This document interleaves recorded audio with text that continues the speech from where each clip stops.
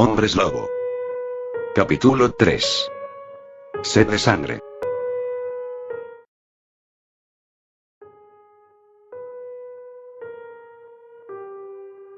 Al salir del establecimiento nos dirigimos rápidamente a la camioneta, fuimos corriendo por toda la calle, la gente se nos quedaba viendo pero eso era lo de menos, lo importante era encontrar a Daniel.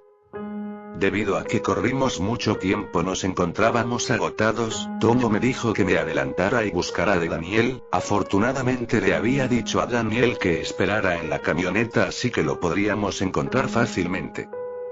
Al llegar a la camioneta me encontré con que Daniel no estaba, así que grité su nombre en un intento desesperado por encontrarlo, cuando en ese justo momento llegó Toño preguntando por qué había gritado, yo le dije que estaba buscando a Daniel.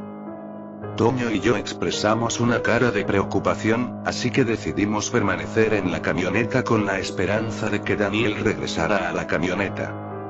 Al cabo de media hora de esperar apareció Daniel, argumentando que se había ido a dar una vuelta, sin embargo, no pude evitar notar que los ojos de Daniel tenían una ligera decoloración, pasando de un color café oscuro a grises.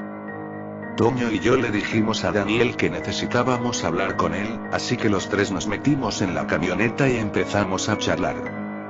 Lo primero que hablamos fue el comportamiento de Daniel en la calle del mercado, también le comentamos sobre lo que nos contó la adivina, y lo que estaba por venir. Daniel con cara de escepticismo dijo que desde que lo mordió esa bestia en la cueva se sentía muy extraño, yo le dije sobre los supuestos síntomas que lo aquejarían antes de convertirse en un hombre lobo, también le dije sobre la ligera decoloración en sus ojos y los pequeños colmillos en sus dientes.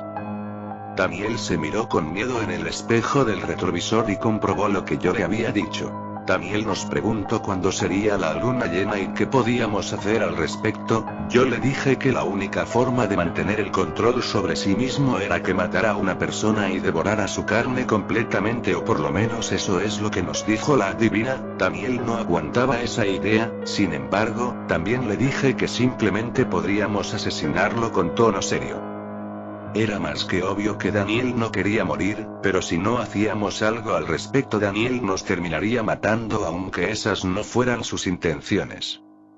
No sabíamos qué hacer, todo fue un silencio profundo hasta que Toño propuso intentar ir al bosque y encontrar al hombre lobo que mordió a Daniel, si bien era cierto que esa bestia podía tomar forma humana podríamos obtener algo de información, además de que solo teníamos una semana antes de la siguiente luna llena. No teníamos nada que perder además de nuestras vidas, así que decidimos ir otra vez al bosque. Le preguntamos a un señor encapuchado que iba pasando por la calle la hora, él nos dijo que eran más de las 5 de la tarde, nosotros nos sorprendimos al ver que ese hombre era Eduardo, el campista que nos habíamos encontrado en el mismo bosque, él también se sorprendió al vernos y nos preguntó qué hacíamos en el pueblo si nosotros éramos de la ciudad.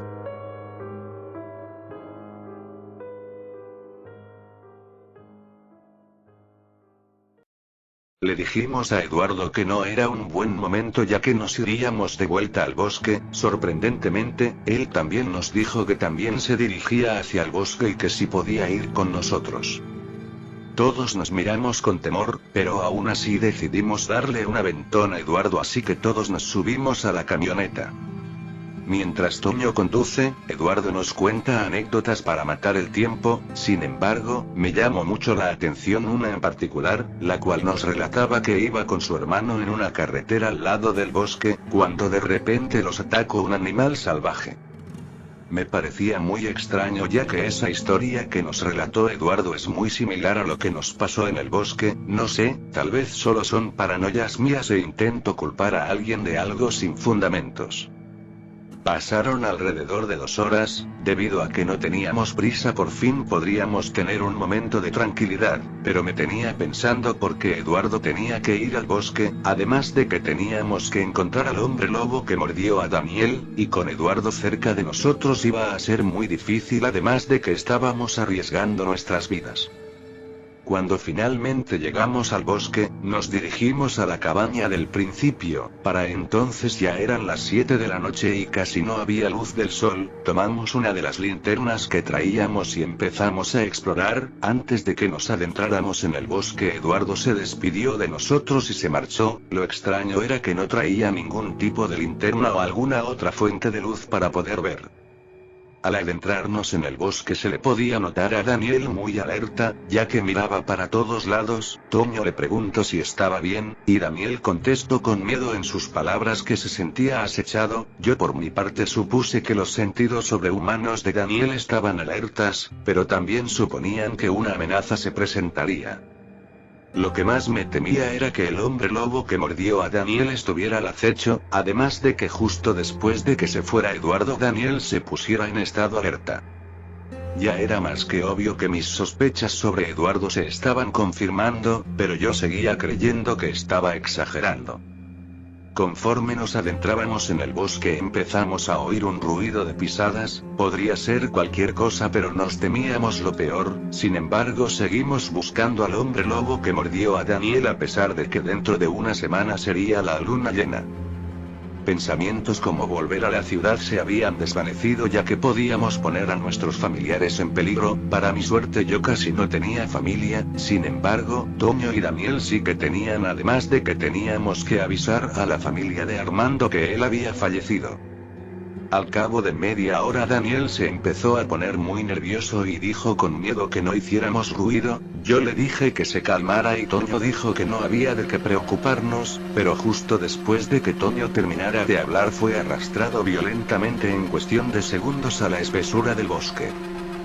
No lo podía creer, habíamos encontrado al hombre lobo, pero ¿cómo eso era posible, si faltaba una semana para la luna llena?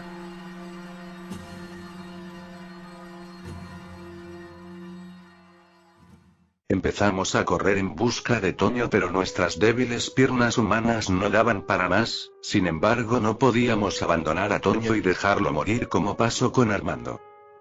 Nosotros seguimos corriendo a pesar de que habíamos perdido de vista a Toño y al hombre lobo. Sin embargo, Daniel dijo que percibía un ligero olor a sangre. Yo me asusté un poco, ya que Daniel se estaba convirtiendo en la bestia que terminaría por matarnos.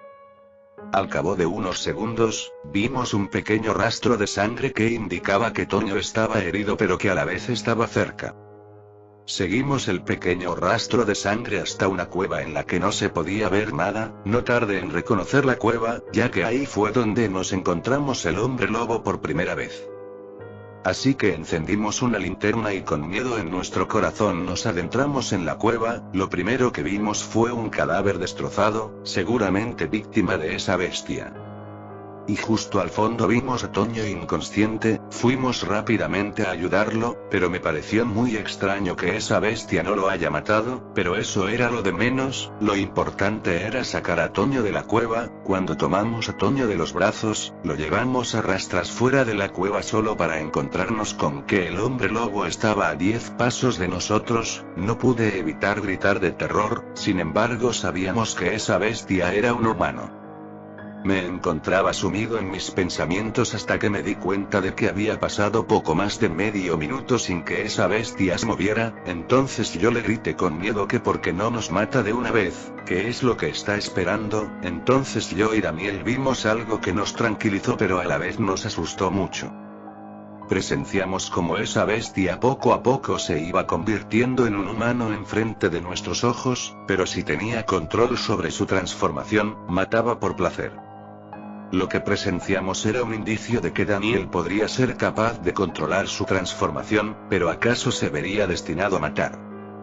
Todos estos pensamientos atormentaban mi cabeza mientras esa bestia se convertía en un humano. Cuando asimiló la forma humana nos encontramos con una desagradable sorpresa. El hombre lobo que nos había estado persiguiendo era Eduardo. Daniel le dijo que era un maldito asesino y que por su culpa él también lo sería. Eduardo con un tono de agresividad le dijo que se callara y que la única razón de que no los matara era porque había mordido a Daniel, y no quería matar al que probablemente era el único hombre lobo aparte de él.